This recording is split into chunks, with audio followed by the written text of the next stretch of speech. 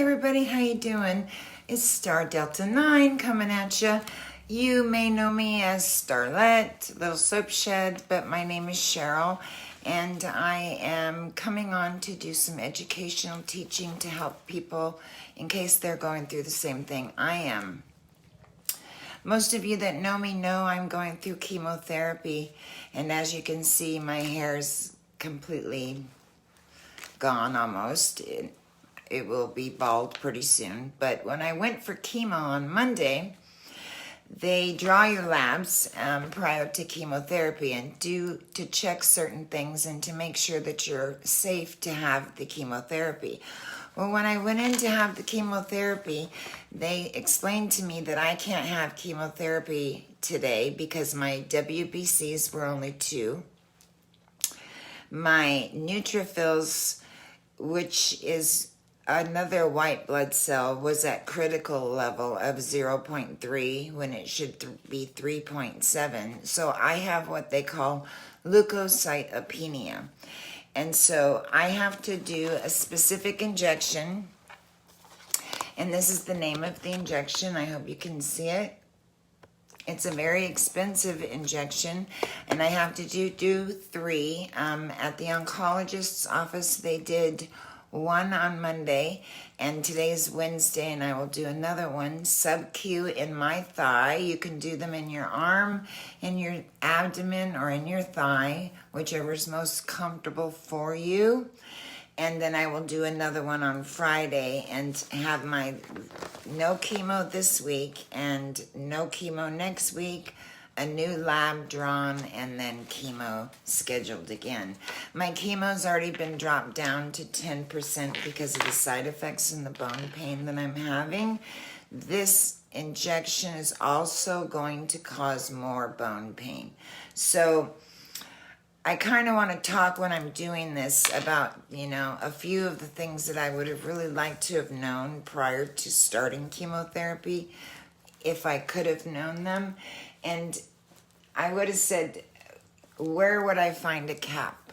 Where would I go to get a wig? Is there maybe some sort of service that's available to cancer patients where they can get wigs and caps and things like that?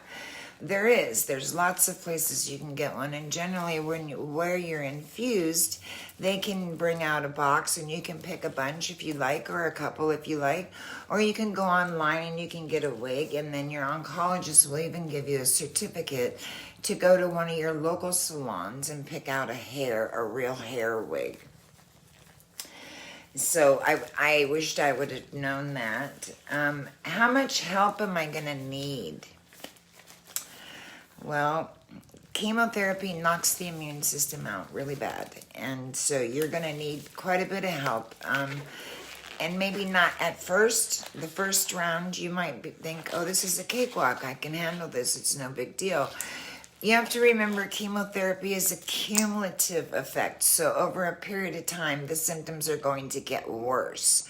My first round knocked me on my booty, and my hair was all one length to the middle of my back, and you see now it's in a pixie cut. So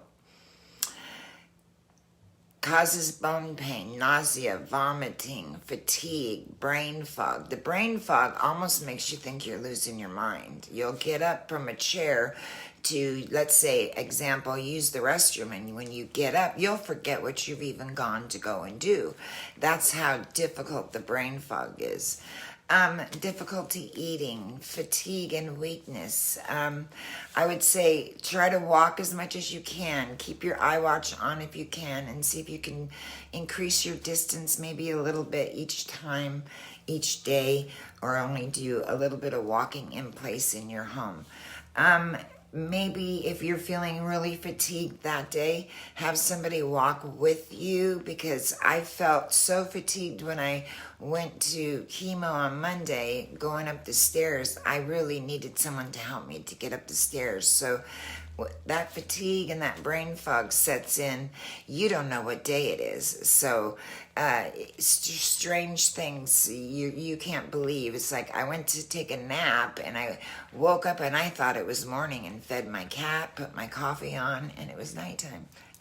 It's like the brain fog is real. So the fatigue is real. The nausea is real.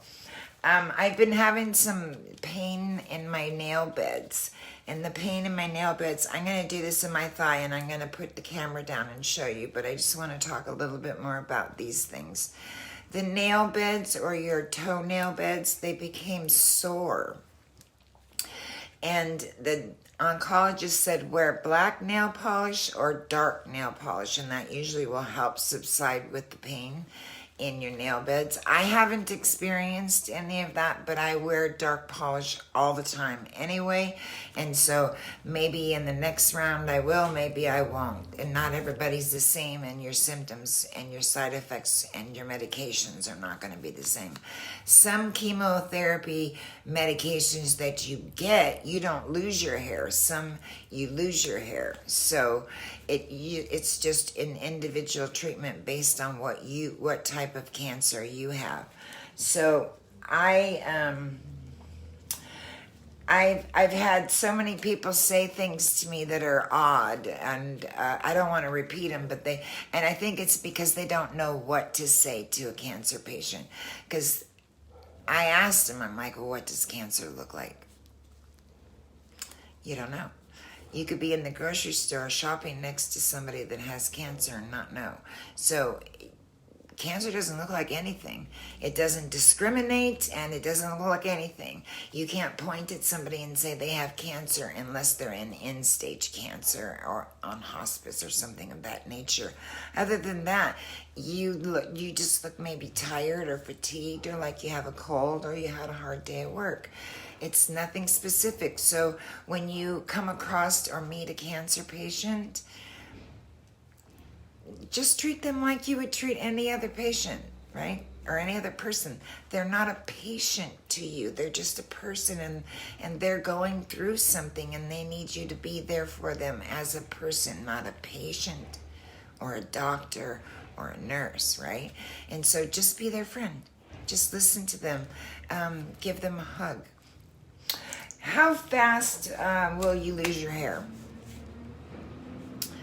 Well, I would say by the second week, you'll start taking it out in clumps. It'll start just coming when you comb your hair. It'll just start falling out in clumps. And it'll be based on how you can tolerate it. Like when I went to the salon on Sunday, I went by myself because I live by myself. I don't have anybody here with me. And so I knew it was going to be traumatic because my hair was long. And so when I sat down, I bawled through the whole thing, crying, and we ended up with a pixie cut because my hair was breaking off. It wasn't so much falling out at the scalp, which it may be doing that too, but it was breaking off. So no matter what I did, it just got shorter and shorter and shorter. And so I had her take it off to the point where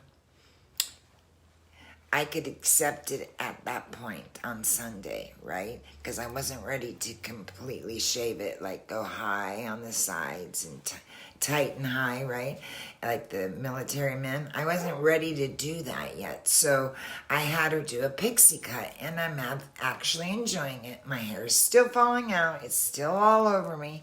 And it's my hair. I'm going to be bald next week or maybe 10 days from now. Who knows? It's in God's hands, not mine. I'm just here for the ride, right? And so it falls out pretty quickly. You can ask your chemotherapist how quickly your hair falls out, and your head will itch, or you'll feel like it's like you're like a springboard, like your hair is springing out at the roots. I know it sounds crazy, but that's what it feels like to me, you know?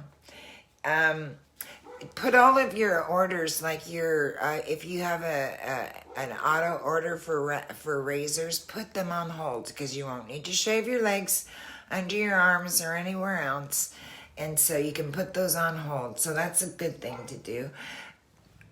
You won't have to shave your legs for a while. Find support groups. Support groups are very important. Not only are they there to talk to other patients that are going through the same thing that you're going through, maybe they don't have the same type of cancer, but they have cancer. And so they have relatable topics that you and that person can speak of. They have yoga, they have grief groups, they have family, they have financial, they have psychosocial, they have dietary, they have ride along, they have housekeeping, they have even someone that will come and play games with you, bring your groceries to you, pick up your medications. That's another thing. If you're doing chemotherapy, take as little medication, the narcotics or the anti-anxiety medications, take as little of them as possible that you can get by with, because the brain fog already is bad enough. You think you've lost your mind, and that, I think, just causes more. And so I really limit my pain medicine to exactly what the doctor's written the prescription for, and the anxiety medication I take on a PRN basis if I need it for anxiety. If I don't need it, I don't take it. So the brain fog keeps me confused enough. And rest. Key. Listen to your body. Always listen to your body. You may get sores in your mouth. If you begin to get sores in your mouth, right away contact your doctor. And versus asking them for a swish and a swallow, which is more expensive and your insurance company usually doesn't pay for it, ask them to break it down into Maalox, lidocaine, and Benadryl, and you can do 5 cc's of each one, mix it together, swish it around, gargle, and spit it out. It's cheaper, and your insurance company will pay for it all. So ask your doctor for that. You get a massive amount of it, so if you have 4 or 5 rounds of chemo like then you have enough to get you through. Make sure you get your nausea medication that you take, 4 of those after the night of your chemo, and then you don't take any more except your PRN nausea medicine. I would take everything on a PRN basis, and I would drink a minimum. I do chemo on Monday, Tuesday, Wednesday, and Thursday, and on Friday I do this injection. I drink a minimum of a gallon of water on Monday, Tuesday, Wednesday, and Thursday, because I'm getting chemo through my bloodstream and I want to flush it out of the body as soon as I can. So drink as many fluids as you can. And I'm telling you right now, you're going to get sick of water and sick of the way it tastes. So take Sprite. They have it with the black cap, not the red cap, because the black cap is sugar-free. You can get the Sprite and then a sugar-free cranberry, right? No sugar in it. And do half and half, and it helps. Or you can take raw ginger and cut a slice and just gnaw on it or chew on it for a while, right? Because things are going to taste different to you too. They're not going to taste good. Something sour, something sweet, you might be able to taste, but some other meat or some other type of potato or corn or vegetable, you might not be able to taste at all. It might taste like water. So good oral hygiene is very important. Rest is very important. Write notes, because the brain fog is going to be so bad. You're going to say to somebody, you didn't say that to me. I don't remember you telling me that. You've got to write everything down or you're going to forget it. I have a notebook that's already this big because I have to write everything down. I feel like an Alzheimer's patient, honest to God, hand to God. So have support if you can, family member around to help you, because you're going to be weak and you're going to be fatigued. Don't think because today you feel really, really good that you can go out and mow the lawn and do all the gardening and pruning and clean all the water bowls for the dogs and water. No, you can't, because you're going to be exhausted when you're done. Do things in small increments and rest in between. Get support groups, go for walks in nature, color, paint, listen to music, dance and move around so you can move some of that stuck energy in your body. My skin looks amazing. I can't do any DIY products. You can't do any herbs. I'm surprised you could do nail polish, but I've seen people doing tattoos too. I'm not doing that. And I stayed with one nail stylist, and she does my nails privately, and she wears a mask and I wear a mask. And right now, because I have, a neutrocytopenia, I can't go out anywhere, and I have to wear a mask just to go outside in the yard because my immune system is so low that my WBCs are 2, and I couldn't fight an infection off if I wanted to. I have to monitor my temperature every few hours. If it gets over 100.5, I'm going to be admitted to the hospital. So I check that every 3 to 4 hours. I take Tylenol if it gets up to 99. But if it gets 100.5, then I call my oncologist, and he does admission orders, sends it on over to the hospital that I'm admitted to, and I go in as a direct admit. So those are some things I wished I knew prior to starting chemotherapy. The biggest thing I wished I would have known prior to starting chemotherapy is the minute they say the word cancer to you, your brain is going to shut off. You're not going to hear a word they say. You're going to be spaced out, crying, and losing your shit, right? And so you're going to have to just give yourself a break on that, a pause on that, because you're not going to hear anything. You're going to come home and you're going to say, oh my God, I don't know what they said to me. So tape record everything. The oncologist lets you tape record everything. Have questions? Ask them. No question is the question that's stupid, right? The one you don't ask. So ask everything all the time. Let's get on with the injection, shall we? So your doctor and your chemo plan might be a little bit different, but this will help kick back the immune system, bring it up, bring up your WBCs, your platelets. I'm bruising really easy. As you can see on my arm, I'm bruising really easy, and it takes a long time to heal. And so I'm really careful, and I don't want to get a clot or anything and have that move or shift. And so I'm really careful when I move around and I do any type of housework. So I'm going to put the camera down. I'm going to put it in my thigh. I don't know how appropriate this is for social media, but it's a medication that's prescribed by my doctor. Please don't do this at home. See and seek your primary physician if you have cancer for your doctor, and find out what your treatment plan would be at home. I'm under no condition or terms giving advice. This is simply educational to allow, assist, and help others that may possibly be going through the same thing I am at the same time. And it just might set their mind at ease and bring a little bit of solace to them. So, with that said, I'm going to move the camera down, and we're going to go ahead and draw this and do it. Here we go. I'm going to scoot it down. Okay, so I'm going to put it right here in my thigh. It's already pre-filled in the syringe for you. It has a needle on it. I'm just going to pull the cap off. I'm going to clean, always clean, because your immune system is already suppressed, right? So I'm going to clean here in a circular motion. I'm going to squeeze the skin. I'm going to give it sub-Q, and I'm going to go at a 90-degree angle. You can use a 45 if you know how. So squeeze the skin.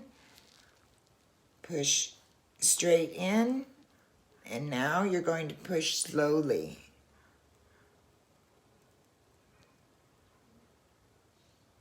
Really slowly, because it burns. And you'll keep pushing it until the plunger is completely empty. It will reach the bottom. You'll feel it reach the bottom. That's another reason they don't want you doing any DIY injections. You see how it had a injection port that just injected it right out of the leg. No bleeding, right? No bleeding here whatsoever. You could ice it if you want to, if it was bleeding, to stop the bleeding, because your platelets might be low. So I'm just going to hold this on here for a second and put the camera back up.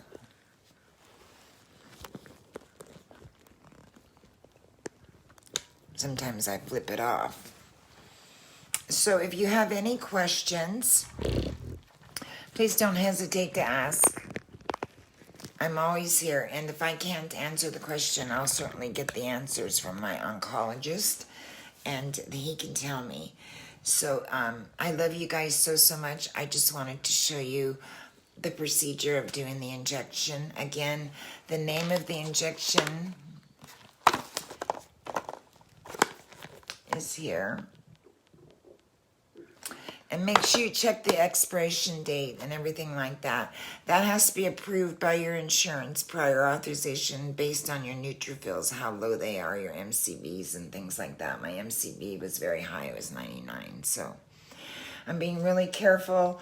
My NRBC was 1, and they're supposed to be 0. So they called that a critical high. And I had another critical high, and that was the neutrophils, which you have neutropenia, which is your white blood cells aren't able to create and fight off infection the way it used to. And you know, in the hospital, that's the number one cause of infection is nosocomial, brought in from people not washing their hands. So if you have a condition going on, make sure you wash your hands, and a nurse or a doctor or anyone caring for you uses proper aseptic techniques so you don't get an infection. Nothing bleeding here, guys. I don't have any side effects other than bone pain from this that I noticed, and the bone pain started in my hips and in my spine and in my shoulders. I noticed it when I slept last night. So he said it was going to get worse, so I suspect it will get worse. How fast it will get worse, I don't know. I just take it a second at a time, a minute at a time. So I'll write down in my little notebook the lot number, the expiration number, and the day I gave it, and the area that I gave it, and so that I have those notes when I go back to see doctor. So I appreciate you guys stopping by and going over my lab values with me, and what are the things that I wish